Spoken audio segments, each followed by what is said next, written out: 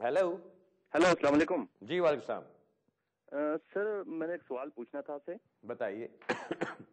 अच्छा सर, ऐसा है कि हमारे एक अजीज हैं पाकिस्तान में, हमने उनको स्पॉन्सर किया था। जी। तो उन्होंने फिर वीज़े के लिए अप्लाई किया, तो वो रिफ्यूज़ हो गए। उसके बाद फिर हमने अपील की, अपील में हमने वो विन कर लिया। कोर्ट की तरफ से हमें लेटर भी आ गया है कि जी। आप अपील विन कर चुके हैं। लेकिन अब उसको 7 वीक हो गए तकरीबन, एम्बेसी से हमें कोई और लेटर नहीं आया। तो ये हमें कितना इंतजार करना पड़ेगा उसके लिए? अच्छा, मैं आपको बता दूं जी, एम्बेसी की तरफ से कई दफा 2 हफ्ते में लेटर आ जाता है कि जी आपकी अपील हमें मौसूल हो गई है, हमने आपने जीत ली है अपील, हम आपको वीजा देना चाहते हैं, अपने पासपोर्ट अपने सबमिट करा दीजिए आके। कई दफा 4 हफ्ते लगते हैं, कई दफा 8 हफ्ते लगते हैं। आमतौर पे 2 मंथ्स का टाइम कहा जाता है कि 2 महीने वो लगा सकते हैं इसके अंदर। 2 महीने से पहले आप ज्यादा शोर ना मचाएं। अगर 2 महीने से थोड़ा सा टाइम ऊपर भी गुजर जाता है तो फिर भी परेशान होने वाली बात नहीं है। सिर्फ होता क्या है कि उनका जो सिस्टम है, उनका जो प्रोसेस है, उस प्रोसेस में से उन्होंने गुजरना है और उसको करना है। कई दफा उसमें आप जरा पटरी से उतर जाएं, कहीं आपका पासपोर्ट इधर उधर हो जाता है तो उसमें थोड़ा ज्यादा टाइम लग जाता है। वापस आ जाते हैं पटरी पे, लेकिन थोड़ा सा टाइम लग जाता है उसमें। आई वुड सजेस्ट 7 हफ्ते अगर हो गए हैं डिसीजन हुए हुए, वहां से मत काउंट कीजिए। बिकॉज जब आपका डिसीजन होता है तो 28 दिन का टाइम होता है आइदर पार्टी, जो भी लूजिंग पार्टी होती है, कि वो उसको चैलेंज कर सके।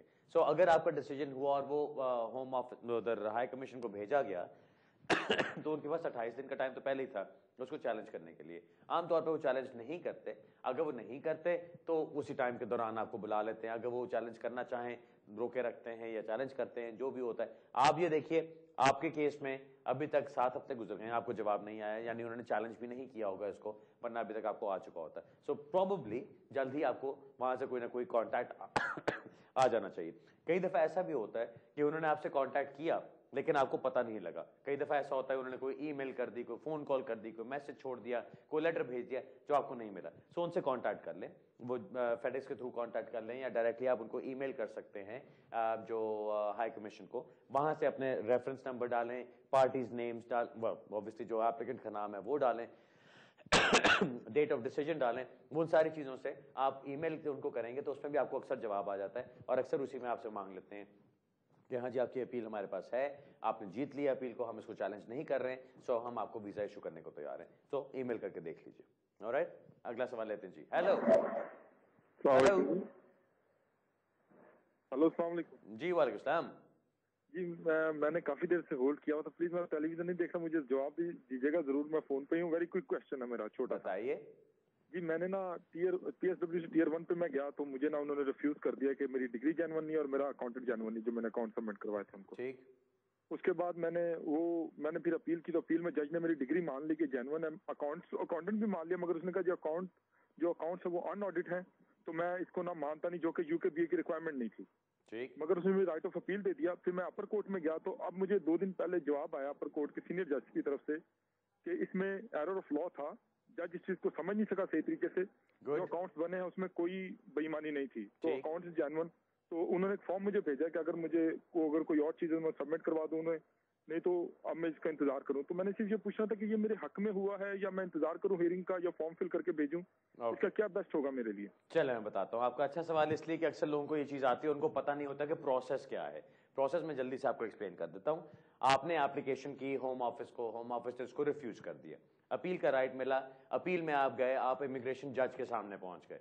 इमिग्रेशन जज ने आपकी अपील सुनी, उसने आपकी अपील के ऊपर फैसला किया। आपके केस में जज ने फैसला किया कि जी आपके बाकी सब कुछ ठीक है लेकिन अकाउंट्स आपके ऑडिटेड नहीं है, इसलिए उसको रिफ्यूज कर दिया। अब अकाउंट्स ऑडिटेड होने की कोई सेंस नहीं बनती, कोई रिक्वायरमेंट नहीं है, तो फिर ऑब्वियसली वो एरर ऑफ लॉ में आनी चाहिए चीज, विच आई एम ग्लैड कि जब आपने अपर टियर ट्राइब्यूनल में उसको चैलेंज किया तो वहां पे जज ने उस चीज को माना है और ट्राइब्यूनल की तरफ से ये कहा गया है कि इसमें एरर ऑफ लॉ है।